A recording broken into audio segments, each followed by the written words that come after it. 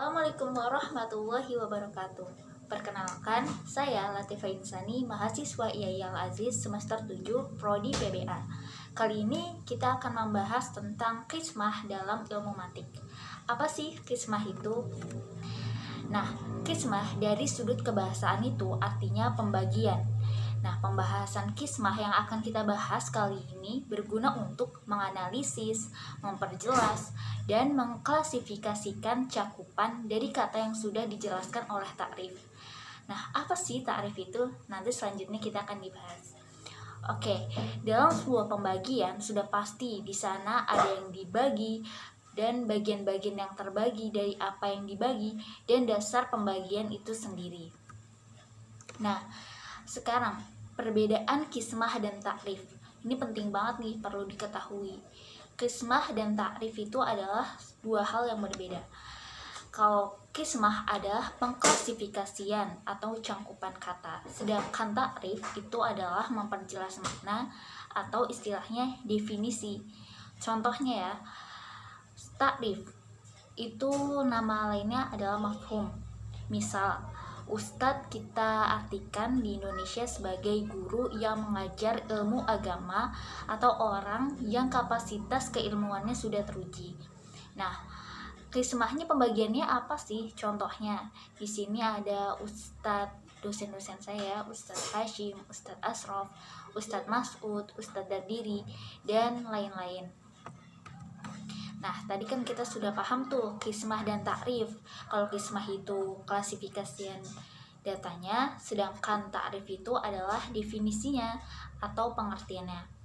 Oke, apa sih yang harus pertama kali kita lakukan dalam melakukan pembagian?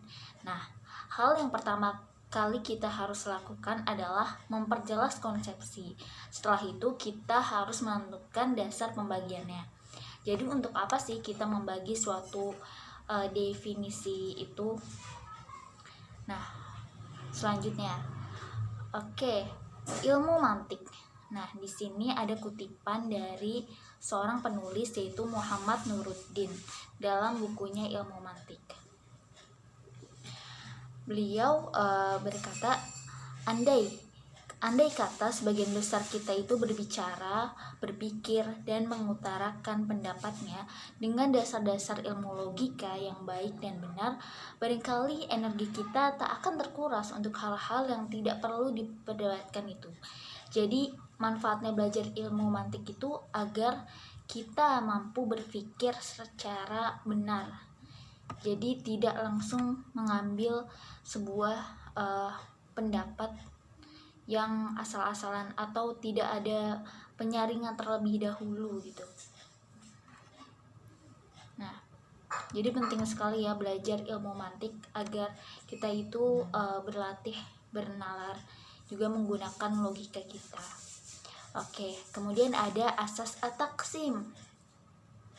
Contohnya ya, dalam ilmu mantik itu kan ada ilmu husuli, ya kan? Ilmu husuli. Nah, ilmu husuli itu terbagi menjadi dua, tasawur dan tasdiq. Pertanyaannya, mengapa ia terbagi menjadi dua? Apa dasar pembagiannya? Nah, dasar pembagiannya adalah ada atau tidaknya suatu penghukuman. Nah, ilmu husuli itu disebut maqsam, sedangkan tasawur dan tasdiq itu disebut qisam. Ilmu husuli adalah ilmu yang kita tuh memerlukan perantara untuk mendapatkannya. Contohnya, misalnya kita itu tinggal di desa, kita dikasih tahu sama orang mall itu besar katanya, tempat belanja yang besar. Tapi kalau misalnya kita belum pernah menginjakkan secara langsung kan kita nggak tahu apa sih mall itu seperti apa. Jadi ilmu husul itu adalah sesuatu yang kita dapat dari luar gitu, dari eksternal diri kita gitu. Sedangkan ada juga kan yang namanya ilmu huduri. Kalau ilmu huduri itu adalah ilmu yang didapatkan dari internal, dari dalam diri kita. Oke, lanjut. Kemudian ada beberapa syarat pokok dalam membangun kismah. Nah, ada kutipan kata lagi nih. Ketika kita ingin membagi sesuatu ke dalam bagian-bagian tertentu, sudah pasti ada tujuan yang hendak kita capai. Kalau tidak ada pembagian, itu pun sia-sia. Jadi kismah ini buat apa sih? Pasti ada tujuannya kan dalam membagi. Pasti ada dasar pembagiannya itu sendiri. Yang pertama tadi, kismah itu harus membuahkan hasil. Hasilnya itu apa? Misalnya tadi kita pakai istilah kata ustadz, kita mengartikan ustadz itu adalah orang yang keilmuannya sudah teruji, atau seorang guru yang mengajarkan ilmu agama di pesantren atau di sekolah Islam. Nah, kedua, masing-masing dari bagian yang terbagi dari yang dibagi harus berbeda satu sama lain. Nah, jelas kan? Tadi ada contohnya berbeda-beda. Ada Ustadz Ashraf, Ustadz Hashim, nah dan sebagainya. Gak mungkin sama. Yang ketiga, sesuatu yang terbagi itu tidak boleh dibagi ke dalam dirinya sendiri. Ya, jadi kita kalau misalnya sudah membagi sesuatu nih, misalnya ustadz, kategori ustadz yang mengajar di pesantren A, ya sudah, yang kita cakupkan klasifikasi datanya itu saja gitu. Maksudnya tidak boleh dibagi ke dalam diri sendiri. Misalnya Ustadz Hashim, lalu Ustadz Hashim itu dibagi lagi cakupannya, nah itu sudah beda tema lagi kan. Nah itu juga gak bisa gitu dalam ilmu mantik, khususnya kismah. Yang keempat, harus ada asas atau dasar pembagiannya itu sendiri. Nah, asasnya itu apa tadi ya kan? Nah, yang kelima, harus mampu menghimpun semua individu yang tercakup kata yang dibagi, dan dalam saat yang sama harus mampu mencegah maksudnya segala sesuatu yang lain dari bagian itu. Jadi adanya klasifikasi ini juga untuk membatasi apa saja sih yang mau kita bahas. Tuh. Misalnya kalau misalnya di bahasa Arab itu kan ada contohnya pembagian kalimah ya kan, ada isim, fi'il, dan harf kan. Nah itu aja yang dibahas tuh 3, tapi tidak membahas macam-macam huruf itu apa sih. Nah itu beda lagi pembahasannya. Oke. Kemudian ada 2 macam qismah. Nah ada qismah tabi'iyah dan qismah mantiqiyah. Yang pertama, apa sih qismah tabi'iyah itu? Qismah tabi'iyah itu pembagian sesuatu ke dalam bagian-bagian pembentuknya, yang artinya terbagi dari sesuatu yang dibagi itu adalah pembagian materi, bukan makna. Nah, yang kedua itu ada mantiqiyah. Mantiqiyah itu proses pembagian dari suatu mafhum universal ke dalam bagian-bagian yang berada dalam cakupannya, yang berbeda satu sama lain. Pembagian yang kedua ini dibagi ke dalam makna-makna yang tercakup di bawahnya. Oke. Qismah tabi'iyah dan ada qismah mantiqiyah kan. Contohnya gini. Misalnya kita punya laptop. Misalnya contoh dari qismah tabi'iyah dan qismah mantiqiyah ini kita analogikan atau kita contohkan dari laptop. Nah, kita pengen membagi laptop itu berdasarkan kualitas atau dilihat dari harga nih ya. Nah, laptop itu kan ada prosesor, ada VGA, terus ada keyboard, dan ada partikel-partikel yang lain. Nah itu adalah pembagian berdasarkan materi seperti baterainya juga. Nah kemudian qismah mantiqiyahnya itu laptop A harganya sekian, laptop B harganya sekian, laptop C harganya sekian. Dari harga laptop tersebut kan dikasih merek tuh, merek A, merek B, merek C.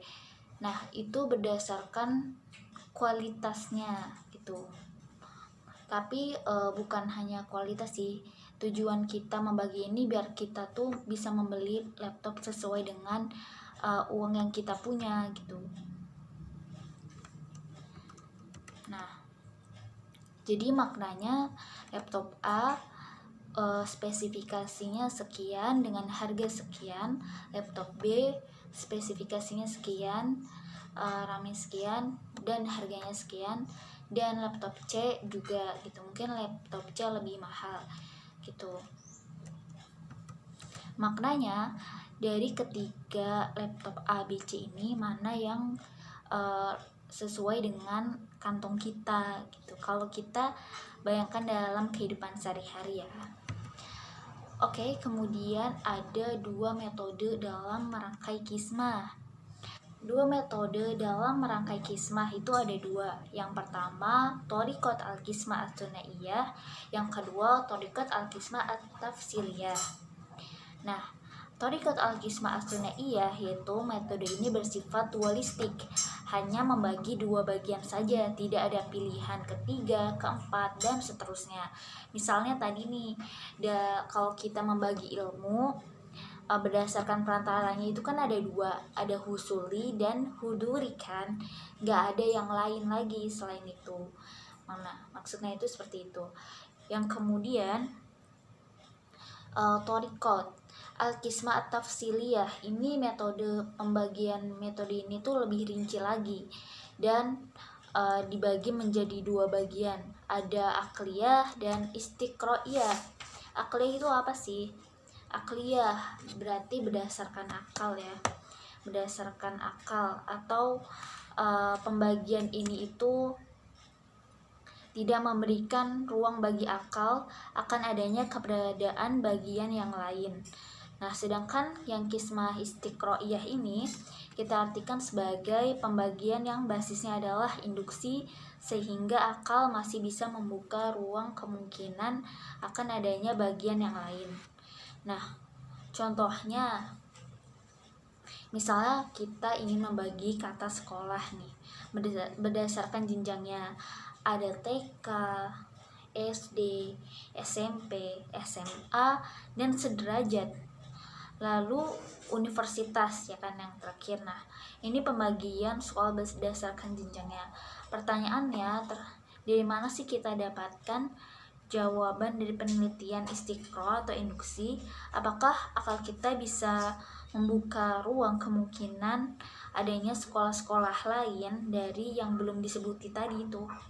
Tentu saja masih. Nah, jadi misalnya ada sekolah luar biasa, sekolah SLB, nah itu kan juga ada karena berarti ini masuk nih ke istiqro'iyah.